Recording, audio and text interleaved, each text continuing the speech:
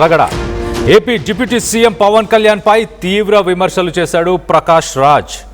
మోదీని మెప్పించడానికి ఏపీ జనాన్ని మోసం చేయకు అంటూ ఆయన కామెంట్ చేశారు. ఆంధ్ర ప్రజలు మిమ్మల్ని డిప్యూటీ సీఎం చేశారు, మీ స్వార్థం కోసం ఏపీ ప్రజల హక్కులని మోదీ కాళ్ళ దగ్గర పెట్టకండి అంటూ ఆయన కామెంట్ చేశారు. మహిళా రిజర్వేషన్ బిల్లు 2023లోనే ఆమోదం పొందింది, కావాలంటే ఇప్పుడు కూడా మహిళా బిల్లును పాసు చేసుకోవచ్చు, కానీ మీ గ్యాంగ్ డీలిమిటేషన్ బిల్లును పాసు చేయాలని చూస్తుంది అంటూ ఆయన కామెంట్ చేశారు. ఇది ఏపీతో పాటు దక్షిణాది రాష్ట్రాలకు తీవ్ర నష్టం చేస్తుంది అంటూ ఆయన వ్యాఖ్యానించారు. నేను చర్చకి రెడీగా ఉన్నాను, ఎక్కడికి రమ్మంటే అక్కడికి వస్తాను. అలాగే డీలిమిటేషన్కు మహిళా రిజర్వేషన్ బిల్లుకు లింకు పెట్టొద్దు, కేంద్రం లింకు పెట్టింది. ఆ మహిళా రిజర్వేషన్ బిల్లు వీగిపోవడంపై ఇటు కూటమి నేతలు అసంతృప్తి తెలియపరుస్తున్నారు అంటూ మొత్తానికైతే ప్రకాష్ రాజ్ ఇటు డిప్యూటీ సీఎం పవన్ కళ్యాణ్ పైన విరుచుకుపడ్డాడు. ఆయన చేసిన ఆ ట్వీట్ని కూడా ఒక్కసారి చదివి వినిపించే ప్రయత్నం చేస్తా ప్లీజ్. ఇటు మొదటగా పవన్ కళ్యాణ్ ఆయన ట్వీట్ చేశారు, ఏ historic opportunity to strengthen women's representation in India's legislatures has been deliberately blocked by the opposition. The opposition stance makes it clear that they lack the intent to transformative reforms that strengthen Bharat's democracy. So Pawan Kalyan చాలా క్లియర్గా ఒక historic ఆపర్చునిటీని మహిళలను బలపరిచేలాగా women empowerment కోసం ఒక opportunity దొరికితే వాళ్ళకి లెజిస్లేచర్స్లో పనిచేయడానికి, ఇటు గవర్నమెంట్లో వాళ్ళు పనిచేయడానికి ఒక ఆపర్చునిటీ దొరికితే దాన్ని అపోజిషన్ బ్లాక్ చేసింది. సిగ్గుచేటు. ఇది చాలా క్లియర్గా వాళ్ళ ఇంటెన్షన్స్ ఏంటో చాలా క్లియర్గా దీనివల్ల అర్థమవుతుంది. భారత్ డెమోక్రసీని, ఇండియన్ డెమోక్రసీని స్ట్రెంగ్థెన్ చేయడానికి, ట్రాన్స్ఫార్మ్ చేయడానికి, ఉమెన్ ఎంపవర్మెంట్కి ఈ స్కీమ్ని, ఈ ఆపర్చునిటీని వాళ్ళు బ్లాక్ చేశారు అంటూ పవన్ కళ్యాణ్, డిప్యూటీ సీఎం పవన్ కళ్యాణ్ చెప్పుకొచ్చారు. దానిపైన ఇటు ప్రకాష్ రాజ్ స్పందిస్తూ please stop lying to the citizens just to please మోదీని మెప్పు పొందడానికి మాత్రమే మీరు ఇలాంటి అబద్ధాలు చెప్పకండి ప్రజలకు అంటూ ఇటు మొదటి లైన్లు చెప్పారు. దాని తర్వాత women reservation bill was approved in 2023 itself. 2023లోనే ఆ రిజర్వేషన్ బిల్లుని అప్రూవ్ చేశారు. ఇప్పుడు కూడా దాన్ని పాస్ చేయొచ్చు, కానీ మీ గ్యాంగ్ డీలిమిటేషన్ బిల్లుని దాంతో పాటుగా పాస్ చేయాలని ప్రయత్నం చేశారు కాబట్టి దాన్ని అడ్డుకున్నారు. దీనివల్ల దక్షిణాది రాష్ట్రాలన్నీ నష్టపోతాయి. మరి ముఖ్యంగా ఆంధ్రప్రదేశ్కి సంబంధించిన ప్రజలు, ఆ రాష్ట్రానికి సంబంధించిన వాళ్ళ హక్కులని కోల్పోయే అవకాశం ఉంది. దీని గురించి డిబేట్లో మాట్లాడడానికి నేను సిద్ధంగా ఉన్నాను, ఆర్ యూ రెడీ అంటూ ఆయన క్వశ్చన్ చేశారు. సో మొత్తం మీద డీలిమిటేషన్ అలాగే మహిళా రిజర్వేషన్ బిల్, ఒక్కసారి దానికి సంబంధించిన ఆ ఓటింగ్ నంబర్స్ని కూడా చూసే ప్రయత్నం చేద్దాం. ఇటు ఎన్డీఏ బలం 293, ఇటు విపక్షాల బలం 234, ఇతరులు 13, ప్రస్తుత ఎంపీలు 540. 2/3 మెజారిటీ కావాలి ఓ బిల్ పాస్ చేయడానికి, అంటే 360 మంది ఓటు వేయాలి. ఆ 360 మంది ఓటు వేయాల్సిన చోట 293 మాత్రమే ఇటు ప్రస్తుతానికి ఎన్డీఏ ప్రభుత్వానికి ఉంది. అవసరమైన సంఖ్య 67కి మిగిలిపోయింది. ఆ 67 మంది సపోర్ట్ చేస్తే కానీ బిల్ పాస్ అవ్వదు అంటూ చెప్పుకొస్తున్నారు. సో మొత్తం మీద దీన్ని వ్యతిరేకించడానికి గల కారణం ఏంటి?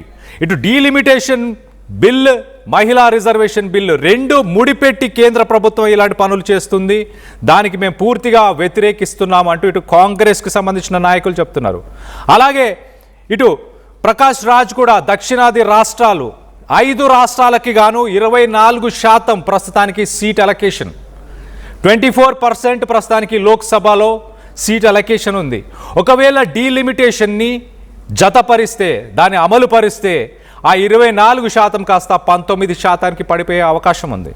మరో పక్కన దక్షిణాది రాష్ట్రాల నుంచి, 5 రాష్ట్రాల నుంచి కేంద్రానికి కడుతున్న పన్ను, సెంట్రల్ గవర్నమెంట్కి పే చేస్తున్న రాష్ట్రాలకు సంబంధించిన ట్యాక్సెస్ చూస్తే కనుక దానికి 10 రూపాయలు ఖర్చు చేస్తే వెనకకు వచ్చే డబ్బులు అంతగా ఉండట్లేదు. అంటే కేంద్రానికి డబ్బులు రాష్ట్రాలు ఇస్తున్నాయి, దక్షిణాది రాష్ట్రాలు, కానీ దక్షిణాది రాష్ట్రాలకి కేంద్ర ప్రభుత్వం వెనకకి డబ్బులు ఇవ్వట్లేదు. కాబట్టి ఒకవేళ డీలిమిటేషన్ అమలు పరిస్తే రానున్న రోజుల్లో అడిగే హక్కును కూడా కోల్పోతాము అంటూ ఇటు ప్రకాష్ రాజ్ ఉద్దేశిస్తున్నారు.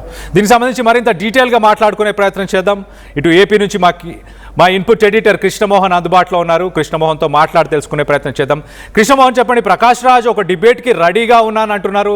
దీనిపైన మరి ఇటు పవన్ కళ్యాణ్ ఏమైనా స్పందించారా? ఆయన మాట్లాడిన మాటల్ని ఎలా చూడాలి? నిన్న పార్లమెంట్ లో మహిళా బిల్లు వీగిపోయిన నేపథ్యంలో ఏదైతే పవన్ కళ్యాణ్ ఒక ట్వీట్ చేశారు. ఈ పవన్ కళ్యాణ్ చేసిన ట్వీట్ లో ఒక మంచి అవకాశాన్ని, సువర్ణ అవకాశాన్ని పోగొట్టుకున్న ప్రయత్నం చేశారు. కొందరు చేసిన ఆహారం వల్ల మహిళలకి 50% పోయే అవకాశం ఉంది అనేది ఆయన చేసిన ట్వీట్ సారాంశం. అయితే ఇదే సారాంశం మీద ఇతను చేసిన ట్వీట్ కి ప్రకాష్ రాజ్ చాలా గట్టిగా కౌంటర్ ఇచ్చే ప్రయత్నం అయితే చేశారు. దేశం మొత్తాన్ని ఇప్పుడు ఈ డీజనరేషన్ రగడ పెద్ద ఎత్తున జరుగుతుంది. తీవ్ర విమర్శలు ప్రకాష్ రాజ్ అయితే పవన్ కళ్యాణ్ మీద చేశారు. మోడీని మెప్పించడానికి ఏపీ జనాన్ని మోసం చేయబాకు అంటూ ఆయన మాట్లాడిన వ్యాఖ్యలు అయితే ఉన్నాయి. ఆంధ్రప్రదేశ్ మిమ్మల్ని డిప్యూటీ సీఎం చేశారు, మీ స్వార్థం కోసం ఏపీ ప్రజల హక్కుల్ని మోడీ కాళ్ళ దగ్గర పెట్టకండి అంటూ ప్రకాష్ రాజ్ మాట్లాడిన పరిస్థితి.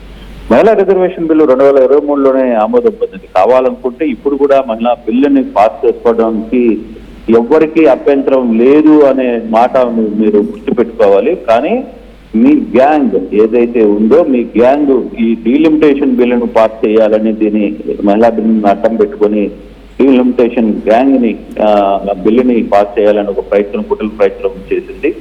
దీనివల్ల దక్షిణాది రాష్ట్రాలు ఎంత తీవ్రంగా నష్టపోతున్నాయనే అంశాన్ని ఒకసారి నువ్వు పరిశీలించుకో. నువ్వు ఒకవేళ చర్చకు పెడతానంటే రా, నేను ఎక్కడికైనా సరే, నీకు ఎక్కడికి రమ్మంటే అక్కడికి వస్తా అని చెప్పి ప్రకాష్ రాజ్ చేసిన పరిస్థితి అయితే ఉంది. అంటే నేను జరిగిన ఈ రిజర్వేషన్ బిల్లు వీగిపోవడం నిజంగానే ఇది మోడీ గవర్నమెంట్ 12 ఏళ్లగా ఆయన నిరంతరం జయప్రయాత్ర సాగిస్తున్న మోడీకి నిజంగానే ఇది ఒక షాక్ లాంటిది. ఎక్స్పెక్ట్ చేయలేదు వాళ్ళు కూడా ఇంత స్థాయిలో ఈ బిల్లు వీగిపోతుంది. అయితే ఈ ఆహారం మీద అన్ని పార్టీలు, కాంగ్రెస్ కావచ్చు, డిఎంకే కావచ్చు, టీఎంసీ కావచ్చు, వీళ్ళందరూ కూడా టీఎంసీ కావచ్చు, వీళ్ళందరూ కూడా కలిపి చేసిన ఈ బిల్లు వ్యవహారం మీద, ఓటింగ్ వ్యవహారంలో దీని మీద పవన్ కళ్యాణ్ చేసిన స్పందన ఏదైతే ఉందో, ఈ స్పందనకి వీటికి ఆయన నేరుగా పవన్ కళ్యాణ్ ఒకటే చెప్పారు, నీకు అసలుకి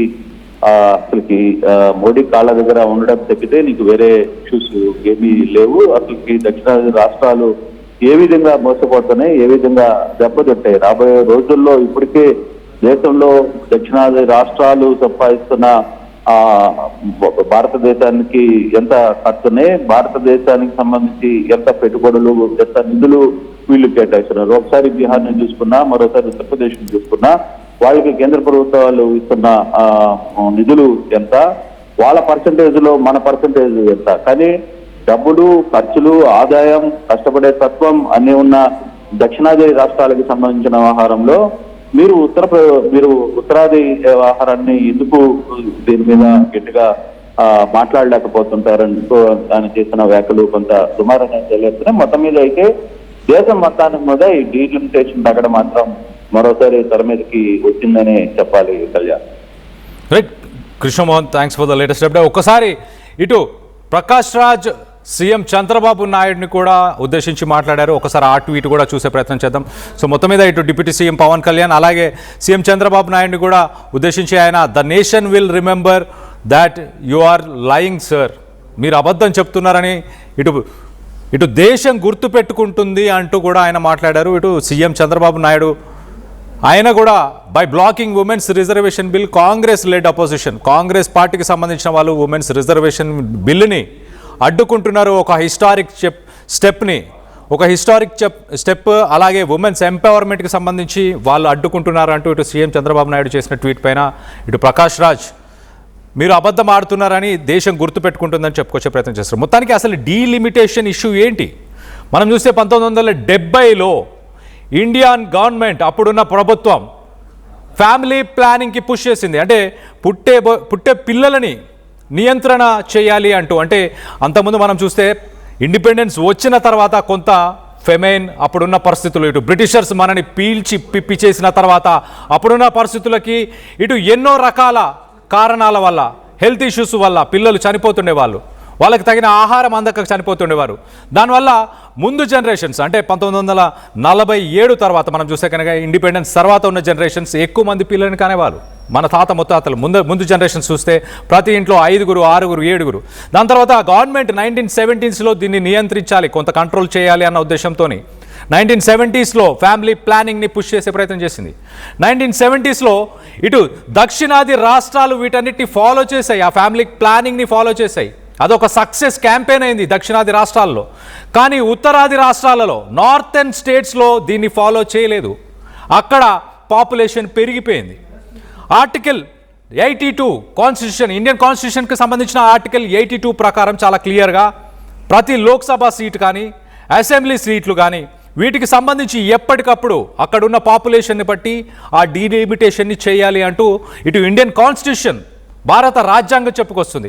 కానీ ఇప్పుడున్న సిచ్యువేషన్ ఏంటంటే ఇటు ఉత్తరాది రాష్ట్రాలలో 1970s ఫ్యామిలీ ప్లానింగ్ని ఉత్తరాది రాష్ట్రాలు పట్టించుకోలేదు, అంతగా సక్సెస్ఫుల్గా ఆ క్యాంపెయిన్ రన్ అవ్వలేదు. దక్షిణాది రాష్ట్రాల్లో ఆ క్యాంపెయిన్ రన్ అయింది కాబట్టి ఇక్కడ పాపులేషన్ తగ్గింది.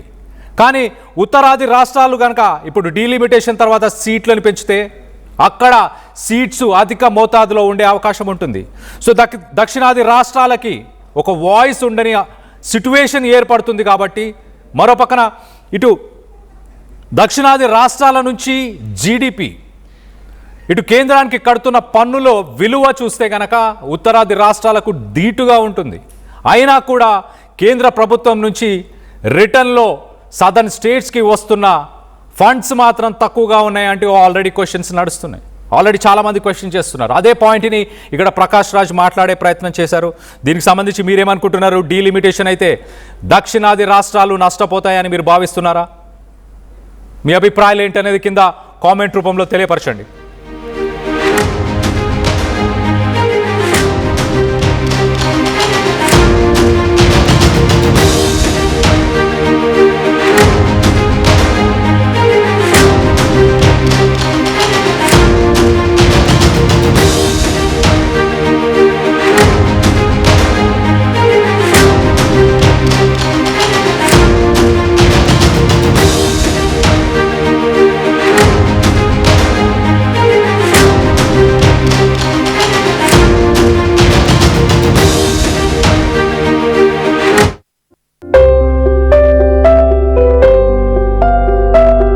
చిన్న చిన్న ఆనందాలు 35 ఏళ్లుగా నా జీవితంలో లేవు.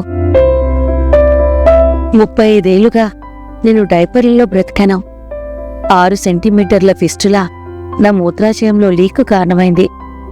ఎవరూ నాకు సహాయం చేయలేకపోయారు. AINUలో వైద్యులను కలిసే వరకు. అక్కడ వారు రోబోటిక్ శస్త్రచికిత్సతో నాకు పరిష్కారం ఇచ్చారు. వారు నా ఆత్మవిశ్వాసాన్ని కూడా తిరిగిచ్చారు. Precision care makes it possible. The Center for Robotic Surgery at AINU. At KL, the expertise of the world in the palm of your hand. KL deemed to be university.